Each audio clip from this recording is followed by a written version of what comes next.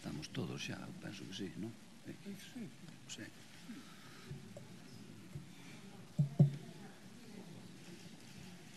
Xa está. Bueno, bons días. Gracias por acompañarnos neste acto e que é a presentación do libro Dos tempos son chegaos, e para elo ten a palabra en primeiro lugar doña Nieves Lagares Díez, profesora titular de Ciencia Política da Universidade de Santiago de Compostela. Cando queira. Bo día. Señor Presidente do Parlamento de Galicia, señor Conselleiro de Cultura, Educación, Formación Profesional e Universidades, señoras e señores diputados, autoridades, colegas, señoras e señores, quero comenzar estas poucas palabras agradecendo ao reitor Villares o seu convite a participar na elaboración do libro Os tempos son chegados e así mesmo ao presidente do Parlamento, señor Santalices, que me teña permitido falar neste acto de presentación. Non son das que adoita falar de si mesma cando concurre nun acto como este, pero esta vez sí quisera sinalar que non me sinto capaz de comprender a miña vida profesional ao marxe do desenvolvemento da autonomía de Galicia. Eu non creo tampouco que se poda entender a España de hoxe sin o papel fundamental que xogou a autonomía de Galicia no seu desenvolvemento. Algúns de vostedes saben da orientación xenética dos meus traballos, é dicir, que góstame adoitar lecturas que poñan en conexión uns feitos políticos con outros, sin chegar a falar de causalidade en sentido estricto, pero sí tratando de buscar as razóns que levaron á construcción das normas, ao papel das institucións ou ao comportamento dos actores. Hoxe cómprense 41 anos da primeira sesión constitutiva do Parlamento de Galicia, despois daquelas eleccións de outono do 81, e das tantas complexas situacións polas que pasamos os galegos para defender os nosos dereitos en paridade con Cataluña e o País Vasco. Como tantas veces, os galegos demos o mellor de nós mesmos na loita polo estatuto, a cidadanía, os políticos, os de un partido e os de outro. Souberon ver máis alá dos seus intereses e pensaron soamente en que Galicia tivera o mellor estatuto posible. A Alianza Popular derrotou a UCD o 20 de outubro, o mesmo día que os andaluces votaban o seu estatuto de autonomía. O mesmo que empezaban a tomar forma a idea do ministro Clavero do Café para Todos, ao tempo que comenzaba o fin da era da UCD. E seguramente aquel día en Galicia sestáronse algunhas das bases do modelo de sistema de partidos que nos ten traído ata os nosos días. Porque aquela vitoria da P, daquel galego como a ti, que dicía tantas cousas, algunhas incluso descoñecidas polos promotores, iba a cambiar a historia de Galicia e, se me permiten, tamén o rumbo da transición no que se refire á construción do sistema de partidos. Aquí é onde comeza a lectura estratégicamente xenética da que lles falaba. Porque con aquela vitoria, Alianza Popular, o partido que máis recelos tiña do título 8º da Constitución, incorporouse de cheo a lectura constitucional do feito autonómico. Foi o primeiro partido de ámbito español en gobernar unha autonomía e comenzou a súa andaina supramunicipal nos gobernos autonómicos, lonxe do goberno central e inmediata competición a partir de 1982 co goberno central do Partido Socialista. Fíxense que enorme diferencia xenética. Gracias a que o PP comeza a súa andaina gubernativa a través do goberno de comunidades autónomas, o PP faise autonomista. En Galicia incluso construe un modelo identitario propio e exitoso, pero faino vinculado ao feito do seu tardío acceso ao goberno central. E iso fai que, en todo o proceso de transición e consolidación democrática, o feito autonómico non se poña en cuestión en ningún momento. E máis, non fai ata a aparición de Vox, que é un partido plantexa explícitamente en España a idea da recentralización. Non oculto que ese posicionamiento orixinario de Alianza Popular, tan debedor do traballo do meu admirado Xosé Luís Barreiro, modelou os sistemas de partidos en Galicia e en España. En Galicia o partido que mostrara todas as dúbidas sobre a idea das nacionalidades históricas converteuse en autonomista, galeguista e, se me permiten, cuasi nacionalista, asentando a súa posición sobre a demanda continuada de competencias ao goberno central.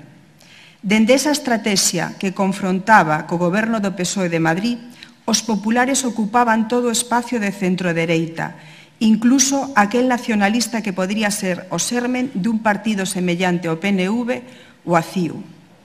Non se pode entender Galicia sen ese momento orixinario, sen comprender as posicións dun PSDG que, envolto nesta estrategia de competición orixinaria, atopa nos gobernos municipais o seu espazo de desenvolvemento político.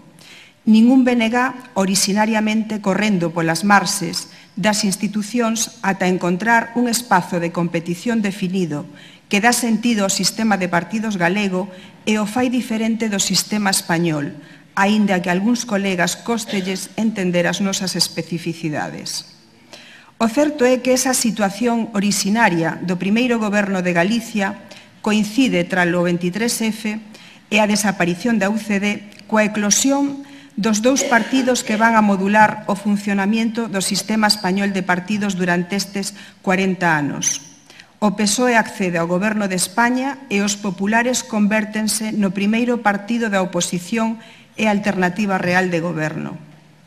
Non adoito falar de causalidade, pero para que vostedes se acheguen á miña lectura xenética, permítanme pronunciar 3 preguntas.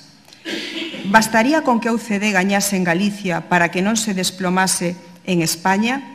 Se gallase a UCD aquelas eleccións, habería espacio para un partido nacionalista de centrodereita en Galicia? Se a Alianza Popular non gañase en Galicia, habería espacio para a extrema dereita antes en España? Seguramente a resposta ás 3 preguntas puidera ser negativa, porque en política as cousas non dependen dun único suceso. E aínda que algunha delas puidera responderse de xeito positivo, todos sabemos que os contrafácticos teñen pouco valor. O único que deixan ver estas 3 preguntas é que a política galega e a española sempre estiveron cheas de feitos conflictivos, que serven para explicar os que vivimos hoxe, tan convulsos como aqueles. Pero todo apunta a que entón o réxime emocional que vertebraba as nosas lecturas sobre a política era profundamente positivo, cheo de orgullo, de entusiasmo e de esperanza, e que máis alá de discrepar enormemente sobre o futuro, críamos nun futuro conxunto.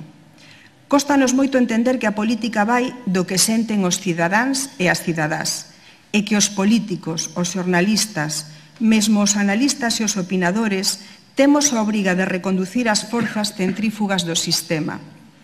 Contan os expertos que cando a publicidade entrou nos medios de comunicación como forma de financiación, as audiencias comenzaron a cobrar importancia. E xa non foi o cidadá a buscar o xornal, foi o xornal a buscar aos cidadás.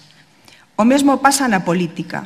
Xa non son os cidadáns os que van detrás dos partidos, como ocorrera fai 50 anos.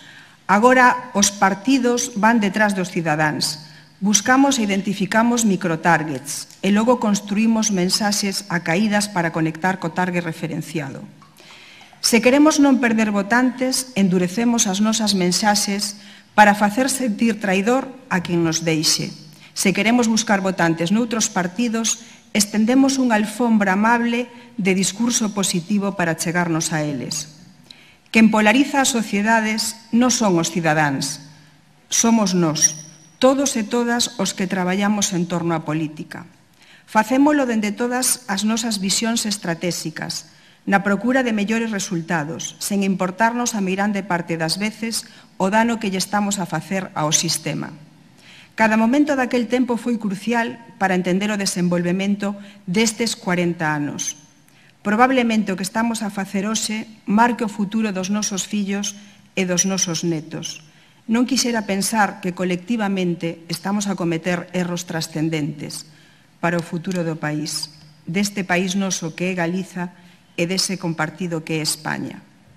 Porque, como lles decía ao comenzo, aínda que non adoito a falar de min, cóstame comprender a miña vida profesional ao marxe do desenvolvemento autonómico, ese feito que produciu ao mesmo tempo descentralización e democracia, e que trouxo a Galicia e a España as maiores cotas de igualdade e inclusión de toda a súa historia. Non fomos quen de poñer ao día o noso texto estatutario no momento da reforma dos estatutos, e non sei se poderíamos reescribir hoxe o que está vixente, porque moitas das cousas que nos uniron onte divíndenos agora. O que si sei é que non me resigno a perder o que tanto nos costou conseguir. Sei que creo máis na democracia que nas miñas ideas, que a pesares de todo, sego a sentir orgullo e esperanza do que temos construído colectivamente nestes 40 anos. Sei que o que non pensa como a min é só alguén que pensa diferente. E sei tamén que os meus inimigos son os que tiran bombas en Ucrania, os que matan mulleres ou os que enchen de cadáveres de migrantes o Mediterráneo. Eses sí son os meus inimigos. E porque somos un pobo emigrante, permítame que remate felicitando os galegos da capital da quinta provincia por ese deus chamado Messi. Moitas gracias, señoras e señores.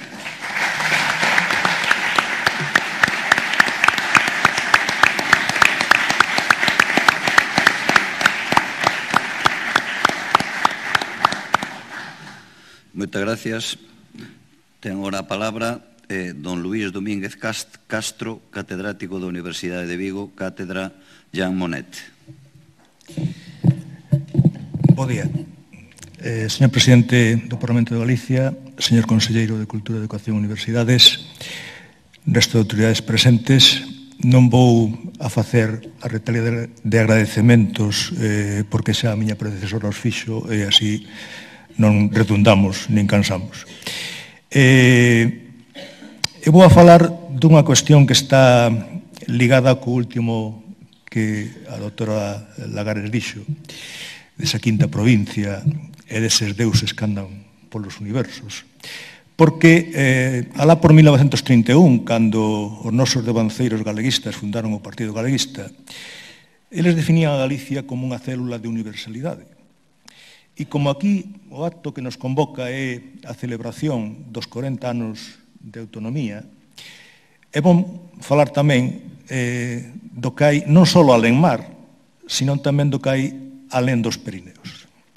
E falar, por lo tanto, un pouquiño de ata que punto, nestes 40 anos que levan transcurrido, a relación entre Galicia e Europa e Galicia se ten ido conformando, consolidando e estruturando. Porque somos unha parte integrante de Europa, iso é evidente, pero temos que ter tamén o pequeno orgullo de decir que non só somos unha parte integrante, somos unha parte participante no que é Europa. E non hai que esquecer, e non deberíamos, aunque a veces o facemos, que o primeiro itinerario cultural europeo que o Consello de Europa definiu no seu momento foron os Camiños de Santiago. E que, polo tanto, nós, como meta, como fin deses camiños, temos que pôr en valor isto e temos que deixar moi claro que somos, como dixen antes, unha peza fundamental na construción da cultura e da civilización europea e temos que enorgullecernos deso moi fondamente. É evidente que cando naceu a autonomía, había unha serie de procesos políticos en marcha, e un deles era, sen dúbida, o da adhesión ou da incorporación dos dous países ibéricos, de España e de Portugal, a que entonces se chamaban as comunidades europeas, que logo deviron en Unión Europea a partir de 1994. Iso é importante ter en conta porque afectou o desenvolvemento da nosa autonomía. Afectou, en primeiro lugar, porque nos fixo receptores dos fondos estruturais. Evidentemente, os fondos estruturais non foron un maná. A deusa Fortuna non derramou sobre Galicia o seu corno da abundancia, pero tampouco foron o chocolate do loro. Tampouco foron algo absolutamente insignificante que non merece a pena máis alá dunha nota a pé de páxina de calquera discurso menor. Porque, aínda que non é fácil ponderar estas cousas, hai un certo consenso académico en valorar que en torno a 1% do PIB desta comunidade autónoma ao longo destes últimos 30 anos largos de pertenencia á Unión Europea proceden deses fondos estruturais. E, polo tanto, a Galicia que hoxe coñecemos non sería como a coñecemos se non fora por esa contribución que afectou a todas as comunidades autónomas españolas e tamén a Portugal, e que mudou a nosa faz. Evidentemente non todo foron cousas boas e cousas que teñamos que louvar nese proceso de integración, porque, como ocorre sempre na vida, houbo perdedores e gañadores. En ese proceso de integración europea tamén é certo que hai sectores galegos, vinculados co sector primario fundamentalmente, que tiveron que sufrir as consecuencias desa incorporación. Pero non hai tampouco que esquecer que ese proceso houbera sucedido igual con ou sin a nosa pertenza á Unión Europea, porque o proceso de globalización vai máis alá deso. E eu personalmente creo, acredito, que se nós estivermos fora da Unión Europea, esas repercusións terían sido moito máis negativas, empezando polo mero feito de que non hubiéramos tido esa aportación, esa chega importante que supuxeron os fondos estruturais. Cando se fala de fondos estruturais, acostúmase a pensar no FEDER, porque o FEDER, como decía un andaluz moi socarrón, era un señor moi rico, porque todos os cartéis, todos os sitios, poñían cofinanciado ou financiado polo FEDER. Pero hai que ter en conta que un fondo a veces esquecido, pouco mencionado, como é o FEOG Orientación, actualmente chamado FEADER, o Fondo Europeo de Desenvolvemento Rural, achegou o 20% do diñeiro que desde Europa chegou pola vía dos fondos estruturais para modernizar o noso sector agrario e nos primeiros períodos, cando ainda non existía o IFOP, tamén o noso sector pesqueiro e marisqueiro. Nese contexto, hai tamén unha iniciativa comunitaria que empezou sendo unha iniciativa comunitaria directamente vinculada coa Comisión Europea, aínda que financiada polo FEDER, que foi a iniciativa Interreg. A iniciativa Interreg ten para Galicia unha importancia destacada porque foi un aliciente máis para unha das obras que eu considero máis importantes destes 40 anos, que foi decatarnos de que Portugal existe. Porque as dictaduras ibéricas fixéronnos vivir, como dicen os portugueses, de costas voltadas. Fixéronnos pensar que o que había ao outro lado do Miño ou da Raia Seca era algo que non tiña que ver con nós. E, sen dúbida, o proceso de integración europea e o aliciente dos fondos europeos fixeron revivir as relacións entre Galicia e especialmente o norte de Portugal, pero non só, especialmente o norte de Portugal, ata chegar a configurar eso que chamamos a Eurorrexión Galicia Norte de Portugal, que, por certo, non é nin unha estructura formal nin informal, non é unha entidade administrativa, é nin máis nin menos que unha convención que utilizan os axentes políticos, unha convención que utilizan os axentes mediáticos, que utilizan os axentes sociais, que utilizamos os académicos, e que lle dá unha forza moi importante, eso de ser unha convención. E que debería ter un obxectivo último, que creo que é un obxectivo que tamén nos debe de enorgullecer. A Eurorrexión debe servir para formar cidadáns e cidadás europeas. Debe servir para que a cidadanía europea se vexa na realidade e, sobre todo, nos territorios limítrofes,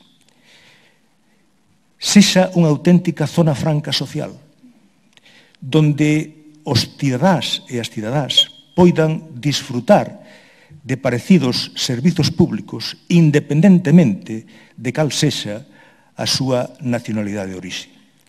Isto é algo moi importante que pensábamos que xa estaba feito e que a pandemia nos volveu a situar donde corresponde. Falábamos de que xa non había fronteiras e a pandemia puxenos de relevo que as fronteiras siguen aí. Non son tan visibles como antes, non hai que parar cando se pasa a outro lado, pero siguen aí. Por lo tanto, a construción da Eurorrexión é algo que nos debe seguir chamando a todos como galegos e as institucións autonómicas dunha forma moi sobranceira e moi destacada. Porque non só é importante desde o punto de vista de crear esa cidadanía europea desde este recuncho, tamén é importante para, como se dice hoxe con un verbo que supoño que os académicos da lingua aquí presentes non me aceptarán, o de posicionar. Ese posicionamento de Galicia en Europa. Cando se fala de Eurorrexión, decíamos que era unha convención, pero hai actores importantes polo medio. Está a Comunidade de Traballo Galicia Norte de Portugal, está o Agrupamento Europeo de Cooperación Territorial Galicia Norte de Portugal, está o Eixo Atlántico, e non hai que olvidar que estas estruturas teñen xogado un papel importante, a veces incluso en ocasións de liderazgo, dentro do proceso asociativo das comunidades transfronterizas en Europa.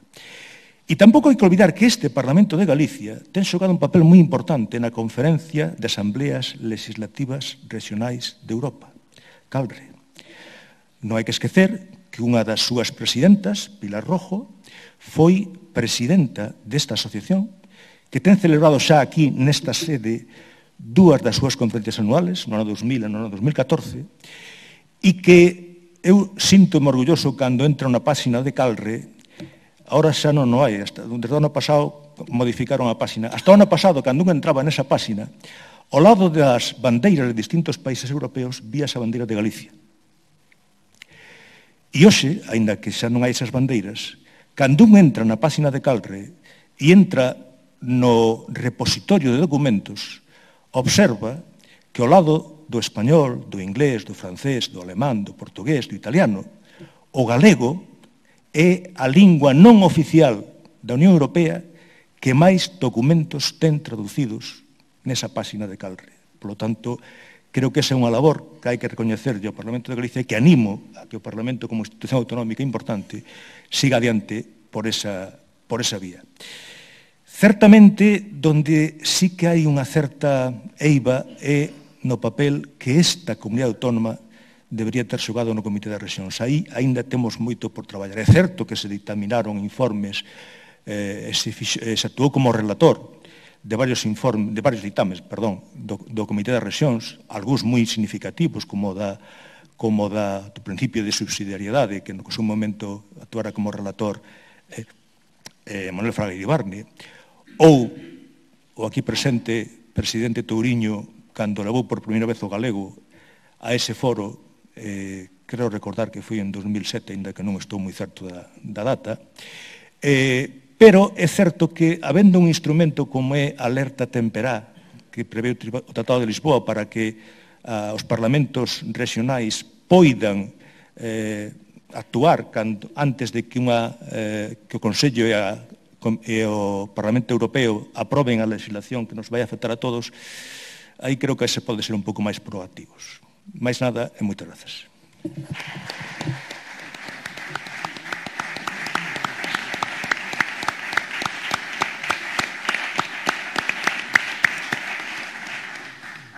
Moitas gracias.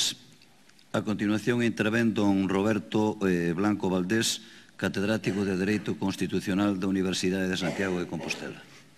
Moi ben, moitas gracias. Supoño que se me escoita ben a pesar de tela a mascarita, non? Moi ben. Señor Presidente da Xunta de Galicia, Presidente Touriño, señor Presidente do Parlamento de Galicia, señor Presidente do Parlamento de Galicia,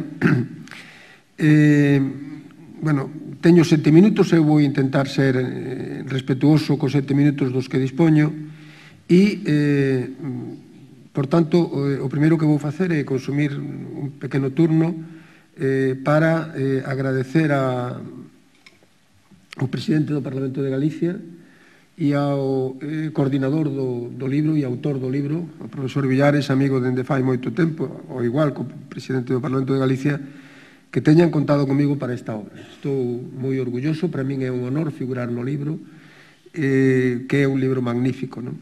E vou falar do libro, como decía aquel periodista coñecido, vengo aquí a hablar de mi libro. Bueno, pois eu veño aquí a falar do noso libro, non? Señores portavoces dos grupos parlamentarios, señores diputados e señoras diputadas, queridos amigos e amigas, este libro ten a virtualidade que teñen todos os libros e é que son capaces de permanecer no tempo. Non hai probablemente ningunha forma de celebrar millor un acontecemento tan relevante, tan importante como é o 40 aniversario do Estatuto de Autonomía de Galicia, que facendo un libro. Hai outras moitas iniciativas que se fixeron no seu momento, pero os libros permanecen, non? Fai 2 ou 3 días leíamos que se vendían 2 exemplares do Quijote, 2 exemplares raros do Quijote por €500,000, non? Os libros permanecen, non digo eu que isto vai a ocurrir con este libro, como é evidente, pero os libros permanecen. Dentro de 50 anos, dentro de 70 anos, dentro de 100, para isto que ninguén se moleste cando xa ningún de nós este aquí, o libro permanecerá. E os que estén, os rapaces que estén entón traballando, facendo tesis doctorales, facendo investigación, podrán ir aos tempos son chegados e podrán estudiar neste libro o que foi o Estatuto de Autonomía de Galicia e o que foi a Autonomía de Galicia. E explícome. Este libro trata do Estatuto, pero non só trata do Estatuto.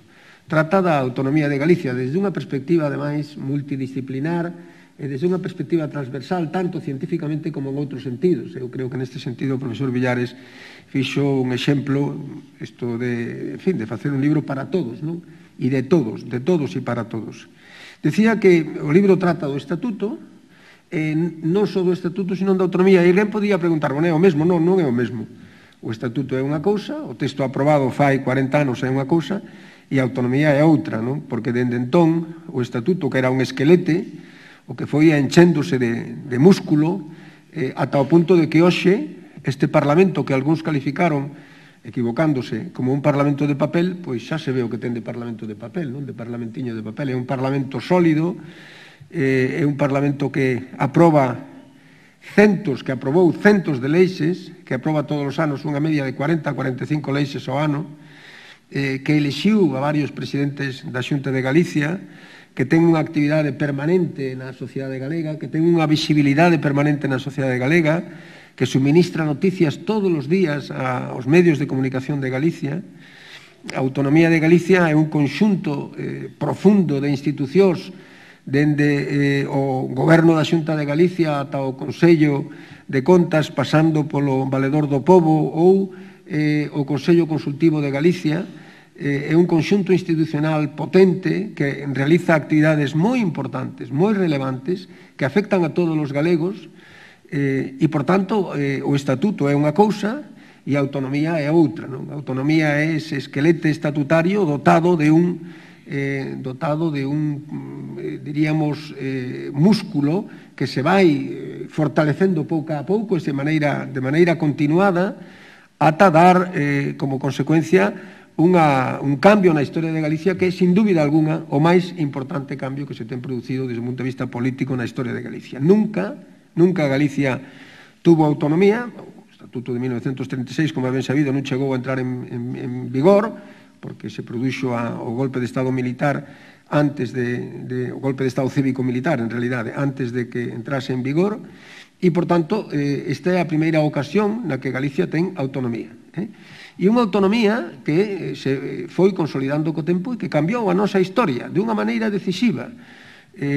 Houbo, ademais, distintas forzas políticas que gobernaron o país, houbo de distintas maiorías parlamentarias, con orientacións políticas diferentes presidentes con sensibilidades diferentes, e o resultado de todo elo, se un non quere ser sectario, é un resultado espléndido, non? Isto sí que é unha alba de gloria, como decía Castelao, non?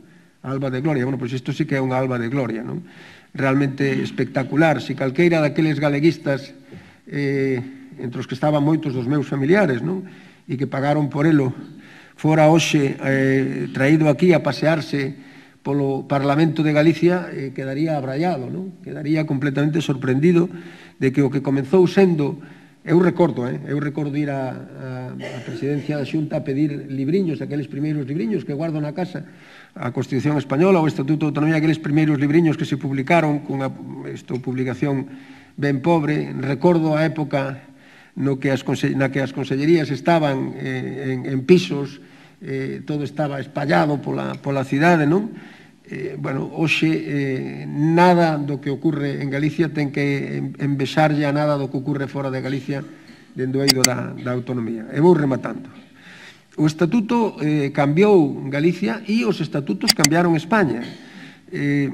Decía, isto creo que era Jordi Solé Tura, que foi o presidente da miña tese de doutoramento, na que tamén estuvo formando parte, e eu volvo a agradecer de novo ao profesor Villares.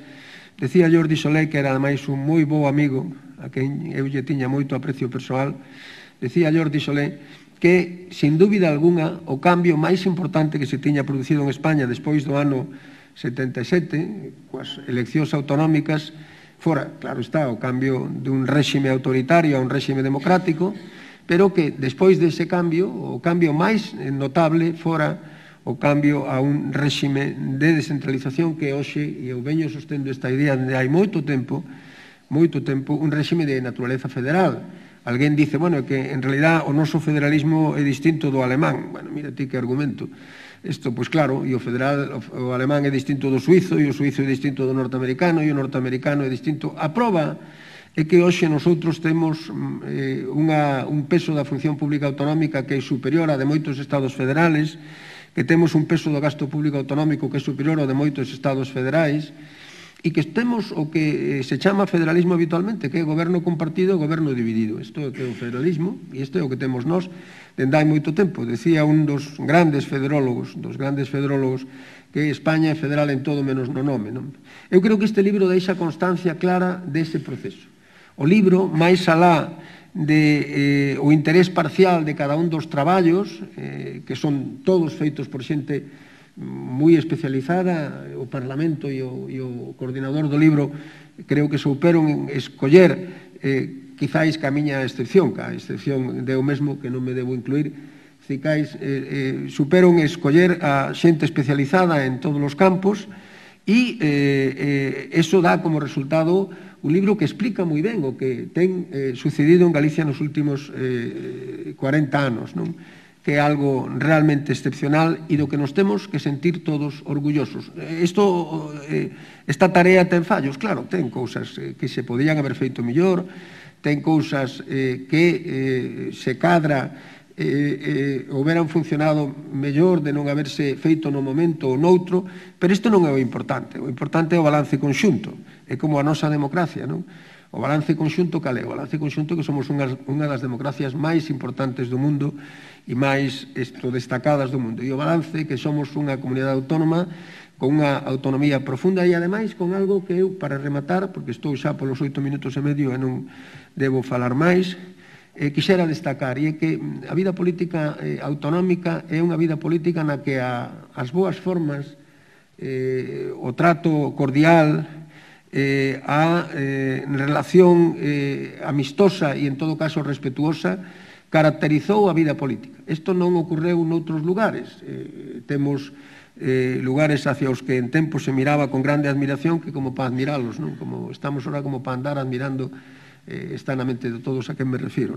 Por tanto, eu creo que o resultado é un resultado profundamente positivo e eu estou moi feliz, aínda que isto, como dirían no meu pueblo, escarranchado, porque estou feito polvo, por razóns que non fan ao caso, pero estou moi feliz de estar hoxe aquí celebrando o 40 aniversario do Estatuto. Me gustaría que hoxe estuvera aquí o meu tío Mundo, a quen lle cortaron o pelo por apoiar o Estatuto, ou que estuvera o meu abuelo Mario, a quen isto suspenderon, votaron da carreira xudicial, da carreira de secretario xudicial por apoiar a autonomía, ou que estuvera incluso o meu pai, que tiña unha grande ilusión en que algún día Galicia tuvera autonomía. Moitas gracias, moitas gracias.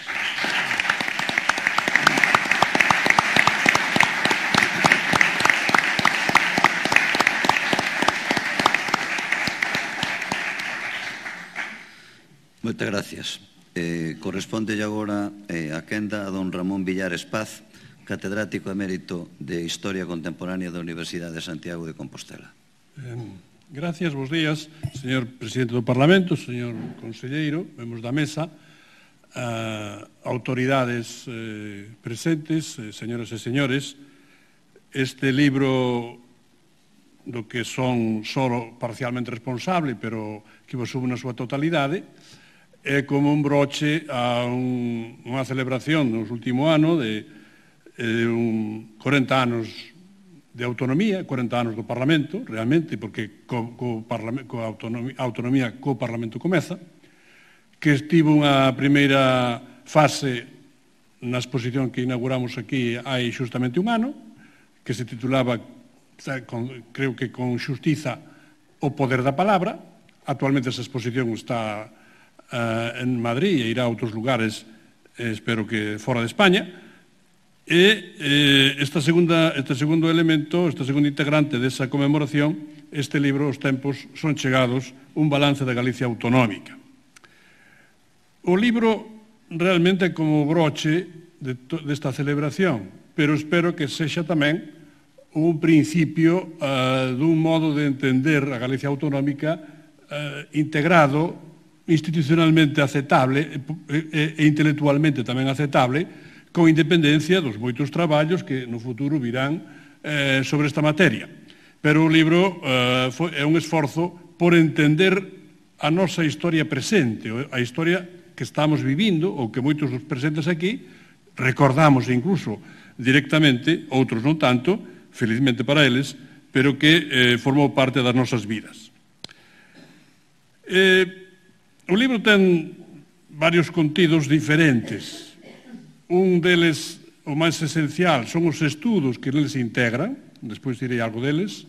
Ten unhas presentacións institucionais necesarias, tanto do presidente da Xunta como do presidente do Parlamento, e ten un epílogo que creo que lle dá tamén sentido e cerra o libro, que son textos dos 3 voceiros parlamentarios dos actuais 3 grupos existentes na Cámara. Con todo isto, combínase o que é estudio, o que é reflexión, co que tamén é, alén de estudio e reflexión, acción política no momento actual. Debo decir que, aproveitando algunhas palabras que dixo xa algún dos que me precedeu no uso delas, que este libro está feito sine ira e con estudio. É dicir, que está pensado, sobre todo, para entender, non para describir, que moito do que aquí, dos 40 anos que pasaron, moitos presentes xa o coñecen directamente. Está pensado para poder entender que é o que sucedeu, e así o mostrou, por exemplo, algúns textos de Nieves Lagares, ou nas intervencións de Nieves Lagares, ou de Roberto Blanco, ou de Luís Domínguez, e de todos os que aquí están e son colaboradores. De modo que, por unha parte, hai unha conmemoración, por outra parte, hai un balance, e por outra parte, hai un ensayo, un intento de interpretación. Por que os tempos son chegados? Quizá unha frase manida, foi utilizada polo primeiro presidente da preautonomía galega, Antonio Rosón, no ano 78, como unha expresión de que se facía realidade aquelo polo que tantos devanceiros loitaran. Naquela altura non se sabía moi ben cual sería o resultado. Creo que está mellor traída a conto agora que hai 24 anos, ou 44 anos, porque agora xa temos unha experiencia e unha realidade vivida por moitos dos presentes, que significa que podemos ter unha opinión bastante correcta do que foron estes tempos, estes 40 anos, e por iso se titula Os tempos son chegados. Tamén se titula así porque é a forma de anoar un feito político temporal, epocal, cunha tradición cultural e cunha tradición política, porque, a fin de contas, os tempos son chegados remite ao máis sagrado da literatura galega neste punto, que é o himno galego, remite á obra de Pondal, remite ao que tanta xente cantou, evocou, leu ou sentiu como unha esperanza millor para o seu futuro. E esta autonomía, nese sentido, con todas as súas imperfeccións, é un resultado extraordinario para unha Galicia que, tendo sido un reino durante séculos, careceu de corpo político que a representase dunha forma precisa, máis alado que eran as xuntas do Reino de Galicia e algunhas outras institucións. Todo isto foi posible facelo en pouco tempo, gracias á xenerosidade e á dedicación dos autores que chamamos para colaborar nesta tarea. Que todos e cada un dos que aquí están presentes, que son 20 autores con 18 contribucións, asumiron rápida e directamente e incluso diría que con entusiasmo o seu traballo, e eu teño que agradecerlles agora públicamente esta dedicación. O libro consta de 18 capítulos, están divididos en dúas partes, un pouco arbitrariamente, unha parte máis considerada un pouco máis xenérica, que trata de asuntos políticos, económicos e de relación exterior, neste caso de Europa, do comportamento económico de Galicia autonómica e da estrutura básica da autonomía, da que son autores os tres primeiros traballos, Ramón Maiz, de Roberto Blanco e de Nieves Lagares, e despois ten unha serie de traballos que son un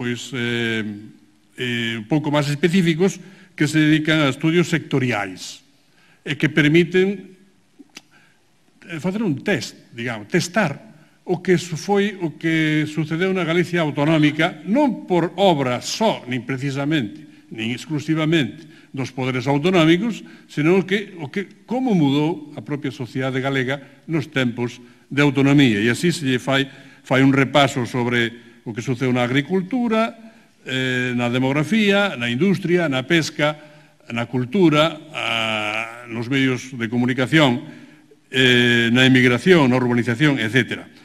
Todos estes textos están feitos non só con unha rara concisión, cousa que é moi de agradecer, senón con un criterio que eu estimei como necesario desde o principio, pero non estaba seguro que pudese acontecer, e é que todos os textos, sin ser de opinión, son de autor. É dicir, non son opinións que aquí se verten. Poden ser ocurrencias, incluso.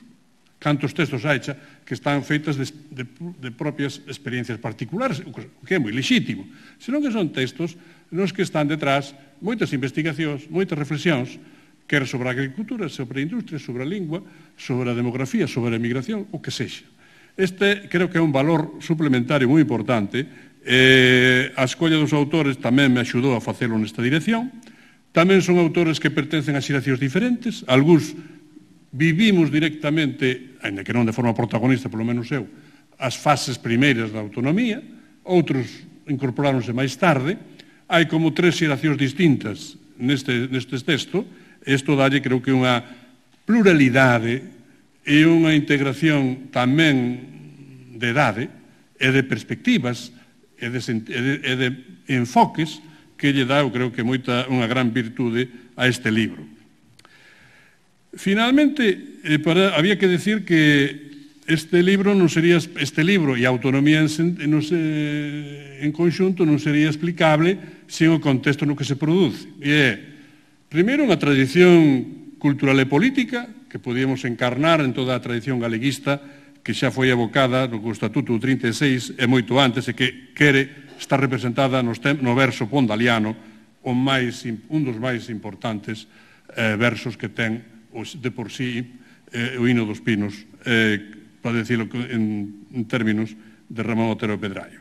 Non só eso, sino que aquí están presentes tamén o que foi a autonomía como loita política, o que foi como aspiración, como movilizacións.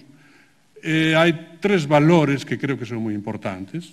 Un valor que é coincidir a autonomía naturalmente coa construción da democracia e do Estado das autonomías, por tanto, unha organización diferente do poder territorial en España, coa Unión Europea como elemento, ou como as comunidades europeas, como elemento referencial esencial, é dicir, que a autonomía non se pode desligar tamén da importancia que tivo a Unión Europea na súa configuración, e cun detalle, digamos, máis que un detalle menor, pero moi importante, que foi sublinhado por Luis Domínguez, que nos permiteu sobre todo, practicar esa célula de universalidade que evocaban os nosos devanceiros do Partido Galeguista. e é que a apertura cara a Portugal, a constitución de unhas relacións estables con Portugal, a construción dunha eurorexión que é a primeira máis importante que hai en Europa e a que máis actividades envolve, especialmente nesta fronteira do norte, indica que a autonomía non só foi algo relacionado nas 4 provincias galegas, senón tamén fora na Península Ibérica, fora en Europa, e, en certo modo, tamén fora en América. Se houbera que definir o percurso seguido pola autonomía, hai moitos elementos nos textos que aquí van incluídos que se poden tomar como referencia, non están exentos de reflexións e de críticas ou de limitacións. Hai textos que falan de inercias, que falan de desequilibrios, que falan de impulsos limitados, que falan de melloras, pero falan de abandono, falan de limitacións en moitos aspectos. É dicir, que non é un texto que se pode decir que é todo botafumeiro, ni moito botafumeiro. É un texto de estudio, de reflexión. Isto que creo que dá máis valor ao libro. No texto de economía, que podía ser escollo entre moitas outras frases que podía tomar dos textos xerais, hai unha que vincula o autogoberno de Galicia co escenario máis próspero que houve na historia de Galicia. Quizás sexa excesivo esta visión tan eloxiosa, pero no fondo non foi só o mérito, creo que da autonomía, pero é un resultado desa propia autonomía. De modo que, como balance global, creo que o que está detrás de todas estas contribucións é que ao longo de 4 décadas de autogoberno houve unha enormidade de cambios legais, de cambios institucionais, pero tamén un esforzo por crear unha sociedade diferente, máis rica, máis próspera, de benestar, propia das sociedades desenvolvidas actuais, non só de Galicia, pero que, en todo caso, mirado por nós mesmos, mirado con ollos de historiador, non ten moito que ver coa fasquía que presentaba nos anos 60 e 70. Fose na ubicación da poboación, fose nos sectores productivos, fose na vinculación co exterior, etc. Todo este período de creación da autonomía, de reforzamento das institucións autonómicas, foi un feito esencial, creo que, na historia de Galicia. As primeiras fases da autonomía foron importantes porque asentaron a mesma, elaboraron as primeiras leis que foron aplicadas e desenvoltas despois por sucesivos gobernos en sectores tan importantes como a economía, a pesca, en fin, a agricultura, a pesca, a industria, os montes veciñais, a cultura, a lingua, os medios de comunicación. Casi todo foi tocado, ou por non decir todo, foi tocado pola autonomía e pola súa propia estrutura administrativa e a estrutura política de representación do pobo de Galicia. De modo que apenas ficou nada da realidade galega fora da mirada e da intervención legislativa e executiva dos poderes autonómicos. Podía dicirse que esta é unha conclusión. E había que engadir que a execución de todas as mudanzas non foi obra solo dos poderes públicos. Foi obra tamén dunha sociedade civil activa, dunha sociedade civil na que moitas persoas modestas, algunhas, outras máis importantes, outros grandes dirixentes, colaboraron decisiva e de forma activa. Esta sociedade foi capaz de mudar masivamente de residencia, de un 70% no mundo rural a un 15, un 20 na sociedade actual. Foi capaz de crear unha nova cultura urbana, urbanizada na Galicia litoral. Foi capaz de urbanizarse sin esquecer a súa cultura, as súas bases, as súas raíces rurais ou campesinas, sin estar presa delas. Non as esqueceu de todo. Cual é un traballo verdadeiramente extraordinario de combinar o novo con o vello. Foi capaz de preservar o tesouro dunha lingua herdada, pero desamparada institucionalmente, que foi un milagre que existise nese punto. Foi capaz de acudir masivamente aos estudos medios e superiores, de acudir masivamente á universidade. Eu escoito moitas veces falar mal das universidades e do ensino superior, da súa organización. Eu teño que retrucar sempre, pero que isto foi un ben extraordinario, unha aposta extraordinaria Pode que algunhas cousas foran mal, pero esta capacidade para transformarse no mundo educativo, tanto primario, secundario como superior, foi extraordinaria. E foi esta sociedade que transformou e internacionalización vellos sectores, por exemplo, a produción textil, ou, por exemplo, o viño, e foi capaz tamén de protestar, de mobilizarse, de exixir. Estes días, estes tempos, estáse conmemorando tamén os 20 anos do Prestige. Sería un exemplo, non só foi ese, un exemplo desa capacidade de resposta e de atención contra limitacións, perigos, atrasos ou todo o que sucede no noso entorno. De modo que todo isto que contén este libro, por eso os tempos son chegados, creo que é caído, ainda que quizá un pouco enfático, pero Pondal nos perdonará que utilicemos os seus versos para algo moito menos poético que é estudar a realidade actual. E finalmente debo decir que todo isto non sería posible, máis alá da cortesía de vida, naturalmente sin que o Parlamento e o seu presidente decidise facer esta conmemoración, este balance, e dar a liberdade tamén para esta interpretación. De modo que a Miguel Santalices, a mesa do Parlamento e os voceiros que colaboran activamente neste propio libro, debolles agradecer a confianza depositada en min e nos autores que nos permitiron actuar en pouco tempo, pero con necesario rigor para dar conta destas 4 décadas. Debo tamén recoñecer e recordar que, alén do apoio personal do presidente dos voceiros, tamén gozamos da asistencia técnica do equipo do Parlamento, dos seus servizos, da biblioteca, do arquivo, do Servicio de Normalización Lingüística, en fin, que todos eles colaboraron activa e rapidamente para, sobre todo, compoñer non só a exposición, sino tamén este libro. Eles prestaronnos moitos recursos, de modo que aquí están presentes, ainda que non se podan finalmente agradecer. Tamén hai persoas externas que nos prestaron imaxes, que nos deron algunhas ideas, que nos prestaron textos, que están tamén incorporadas, quer este libro, quer a exposición que o precedeu. Eu non fixen isto solo, ni moito menos, senón que fun menos que un director de orquesta, porque tiven uns músicos extraordinarios nos autores, tiven tamén os intérpretes nos documentalistas, como Gustavo Urbella, como Miguel Anxo Seixas, tuven un afinador extraordinario na imaxen que foi Xosé Díaz, que trasladou visualmente ideas que a veces son imposibles de transmitir, máis que dunha forma visual, e todo isto compón un equipo que é o resultado que explica, penso, este resultado do que eu personalmente me sinto satisfeito, pero tamén recoñezo que pode haber algunhas limitacións que no futuro irán outros mellorando, e así outros tempos serán chegados para eles, e outros bardos que non sexan os actuais tamén desfarán as vaguedades que están presentes no himno pondaliano. Moitas gracias.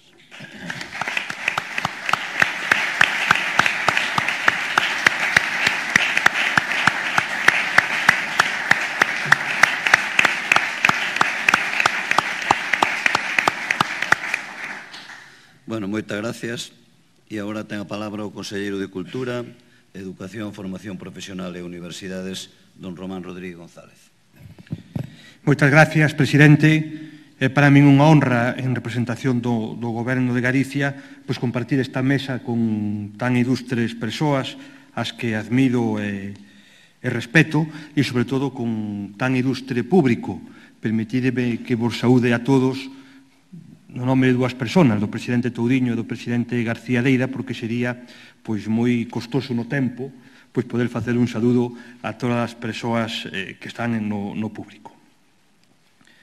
A Galicia democrática que hoxe define a nosa sociedade, a Galicia equiparable en dereitos e liberdades ás rexións máis avanzadas do mundo, non sería posible sen o Estatuto. A súa aprobación no ano 81 supuxo un triunfo da vontade popular e unha reivindicación dos valores democráticos que datexaban naqueles intres no seo da sociedade galega. O texto abriu unha nova época, quizáis a mellor época da nosa historia ou das mellores épocas da nosa historia, trendo consigo un inédito esplendor cultural económico e educativo do que hoxe somos herdeiros e devedores. O Estatuto foi un catalizador de transformación social que contribuiu a mellorar a calidade de vida dos galegos. As súas 4 décadas constitúen un proceso de maduración silencioso caracterizado, entre outros factores, por o avance e a estabilidade que acadaron as nosas institucións autonómicas. Unha estabilidade sinónimo de certeza e de solvencia a través da que Galicia foi quen de deseñar o seu camiño político escapando de estériles aventuras incertas. Nun ano convulso, marcado polo golpe de Estado fallido do ano do 23F, Galicia apostou por autogoberno. Autogoberno como ferramenta para resolver os problemas da cidadanía dende a proximidade territorial e a planificación das necesidades do país. Autogoberno que significou prosperidade, cohesión territorial e aportación ao proxecto común de España dende a visión de Galicia. Un autogoberno que, en definitiva, acuñou o modelo de galeguismo constitucional que nos permite autoidentificarnos como un pobo con idiosincrasia e cultura propia no marco do pobo español. Estamos profundamente orgullosos de ser galegos, xa que recollendo a afirmación dunha persoa moi coñecida en esta casa de Manuel Fraga, ser galegos é a mellor forma de ser españois e tamén europeos. Este sentimento, esta maneira de relacionarnos con nós mesmos e co resto do mundo non sería posible sen as bases que sentou o Estatuto. Un instrumento único ao servicio da construción da identidade do país e para a defensa do noso patrimonio e da nosa memoria colectiva. Dunha cultura propia, inclusiva, que non confronta e se sente libre, que dialoga e non impón, que nos impulsou e sigue impulsando como unha entidade emblemática no mundo, unha comunidade real, solidaria e con futuro. As melloras que trouxo consigo o Estatuto son palpables en todas as esferas da sociedade. Por exemplo, xa o citou o profesor Villares, incrementamos o número de estudantes universitarios nun 350%. No cultural, por exemplo, a produción de literatura galega se incrementou 7 veces, un 651% en 40 anos. E incluso hai algunhas variables simbólicas, se se quere incluso simpáticas, pero que son moi significativas. Por exemplo, o número de frigoríficos dos fogares galegos pasou dun 69% a prácticamente un 100%. En definitiva, é un texto que sigue reflectindo como ningún outro o esforzo do pobo galego por facer unha Galicia mellor. E a Galicia do ano 22, a nosa Galicia, bebe moito daquel compromiso inicial e foi quen de construir unha comunidade tolerante, libre e proactiva, procurando implicar a todos os axentes, a toda a sociedade neste empeño. Como clave de bóveda dos nosos principios democráticos e das nosas liberdades individuais e colectivas, o Estatuto reclama divulgación e coñecemento. Non se pode concibir unha sociedade que viva allea aos seus valores fundacionais, e, sin dúbida, o Estatuto o é, xa que isto suporía un risco para a súa continuidade e o seu respeto. Nestes días, no que o cuestionamento legal dos instrumentos vertebrais que articulan o noso benestar e convivencia acaparan titulares, e no que son moitas as forzas e as pulsións agresivas que abogan por vulnerados, debemos facer o posible por reafirmar o noso acervo institucional. Debemos protexer e promover o legado democrático que dá forma e dá pé á Galicia do século XXI. Por isto é tan importante contar con publicacións como esta, para alertar un maior coñecemento da nosa historiografía parlamentaria e que dentro de 100 ou máis anos, como dixo o profesor Branco Valdés, poidan seguir sendo pezas de análisis e consulta. E por iso tamén fai falta que voces recoñecidas sepan traducir o peso atemporal que ten o Estatuto para todos os galegos. Celebramos as contribucións intelectuais e académicas ofrecidas por os autores neste manual que se presenta. Contribucións que convidan a reflexionar sobre a importancia da tesoudal e non dar por feito a nosa orden democrática. E tamén a valorar todos aqueles triunfos que se teñen acadado, triunfos colectivos que se teñen acadado gracias ao esforzo común e cómplice de todos os galegos e de todas as galegas. E, por suposto, ao respeto dos marcos legais que garantizan o benestar por riba de obxectivos políticos de parte, por riba de obxectivos políticos partidistas. Baixo a coordinación, penso que coñecida e impagrave dun home da talla intelectual do profesor Ramón Villares, que tamén foi o presidente da miña tesi doctoral xa fai pois ben anos, son varios os autores e autoras que ofreceron a súa perspectiva neste libro. Hai nomes claves no mundo académico e intelectual pois da Galicia de hoxe. Algúns están nesta mesa, outros están entre o público.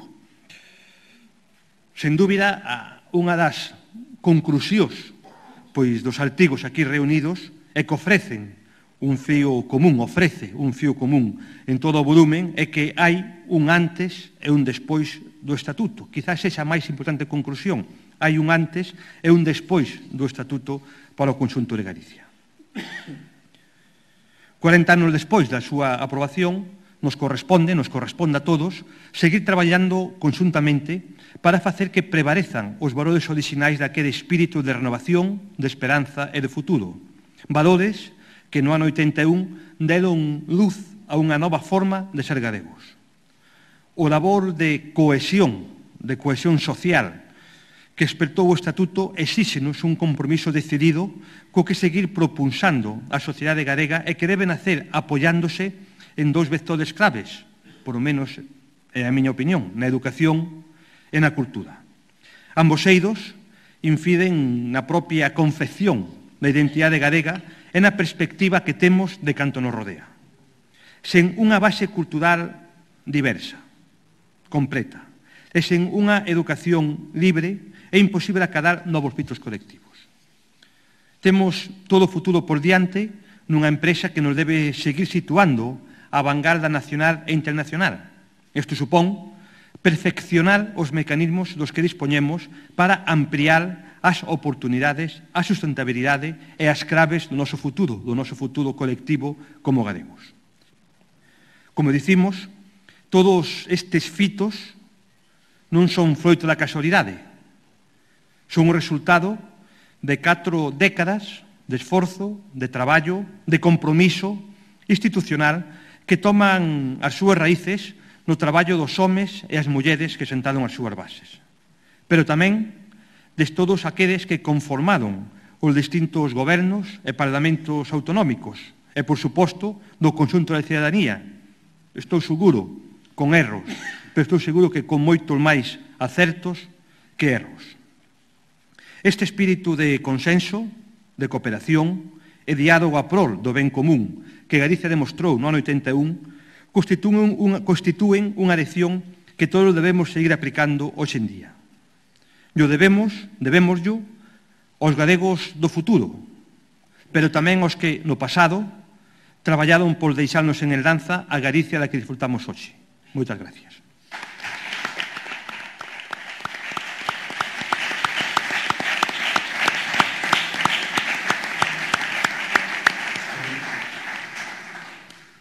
Bueno, moitas gracias. Xa estamos rematando, saúdo ao Conselleiro de Cultura, Educación, Formación Profesional e Universidades, coordinador e coautores do libro, expresidente da Xunta de Galicia, expresidente do Parlamento de Galicia, integrantes da Mesa do Parlamento de Galicia, valedora do povo, portavoces, deputados, exdeputadas, exdeputados, presidente da Real Academia Galega, autoridades, a representación, bueno, a todos vostedes un saúdo cariñoso no día de hoxe. E moitas gracias por facer un hueco e acompañarnos hoxe na presentación do libro Os tempos son chegados. Xa se comentou aquí, tal día como hoxe, o 19 de decembro de 1981, constituíase o primeiro Parlamento de Galicia, un fito histórico que deu paso aos 40 anos de maior prosperidade de toda a nosa historia de man da autonomía galega que daquela botaba a andar. Un fito e unha etapa decisivas que viñemos conmemorando dende o Parlamento de Galicia ao longo destes últimos 12 meses cunha extensa programación integrada por actividades de diverso tipo, como a exposición O poder da palabra, que logo de percorrer as principais cidades galegas recala estes días na Casa de Galicia en Madrid, como xa comentou o profesor Villares. Esta e outras actividades tiveron un denominador común: impulsar a reflexión plural sobre a autonomía de Galicia e contribuir a divulgar a nosa historia, esa gran descoñecida para gran parte da xente, moi especialmente para os máis novos. O acto que esta mañá nos convoca pon o ramo a este conxunto de actividades conmemorativas do 40 aniversario da autonomía e do Parlamento de Galicia. Unha clausura que ven da man dun volume, Os tempos son chegaos, coordinado, igual que a exposición, polo profesor Ramón Villares e do que son autores reputados académicos e académicas das nosas universidades. O rigor e a pluralidade foron, como poderá corroborar o profesor Villares, as únicas condicións que dende o Parlamento de Galicia trasladamos ao coordinador da obra cando lle encargamos para que este proxecto vira a luz. Porque facer memoria implica, ou debería de implicar, facer reconto de acertos, mais tamén de fallos, porque recoñecer a súa existencia é o primeiro paso para o reparar. Aínda que teño para min que nesta gran tarefa coral de posta en marcha e consolidación da nosa autonomía, os acertos predominan amplamente cun resultado que está á vista de todos. Grazas tamén, por suposto, polas colaboracións institucionais recadadas para este libro, a do presidente da Xunta e a dos voceiros e voceira dos 3 grupos con representación parlamentaria. A autonomía de Galicia é o resultado, como dicía, dun esforzo colectivo no que compra agradecer todas as achegas, as do goberno e as da oposición, a da sociedade civil nun primeiro momento indiferente e hoxe plenamente identificada coa nosa autonomía unha vez acreditada a súa utilidade. As achegas dos medios de comunicación que maioritariamente fixeron apostolado da descentralización propiciada pola Constitución e desenvolvida polo Estatuto. E agradecemento tamén a todos os nosos devanceiros, especialmente aqueles que izaron e mantiveron izada a bandeira de Galicia en tempos pretéritos especialmente difíciles. Lembranza agradecida para todos e todos, que quero personalizar en 3 persoas.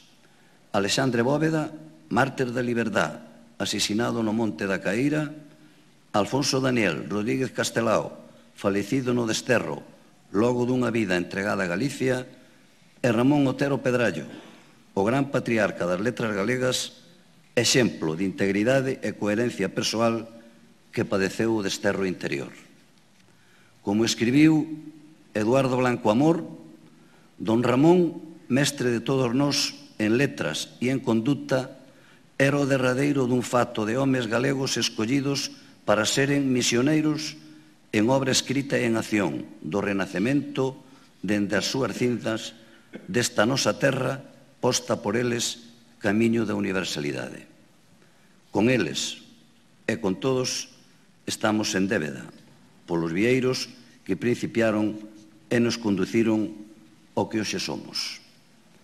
Débeda de gratitude que nos obriga, con independencia das lexítimas diferencias, a que uns e outros poidan separarnos, a reforzar o noso compromiso coa Galicia e coa nosa xente, coa democracia e coa liberdade, que con tanto sacrificio fomos quen de edificar, para consolidar e reforzar cada día o benestar e a prosperidade acadados nestas últimas 4 décadas.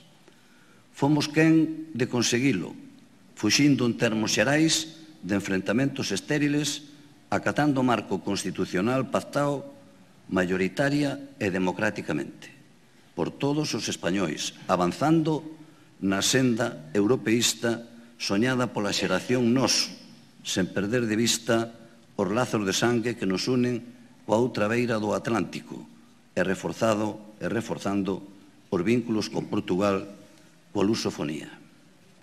A autonomía de Galicia é, señoras e señores, unha historia de éxito colectivo. Outrora foi experimento no que non todos confiaban. Hoxe é unha feliz realidade que temos a obriga de perfeccionar cada xornada. Facermos memoria dos acertos e tomar nota dos erros é obriga de todos, sobre todo de cantos exercemos responsabilidades públicas. E o libro que agora presentamos constituye, estou seguro, un excelente punto de partida para esa reflexión necesaria. Moitas gracias e bon Nadal a todos e a todas. Moitas gracias.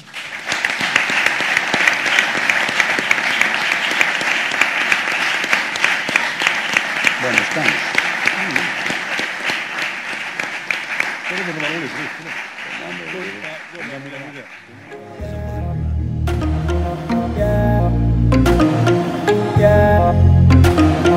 Yeah.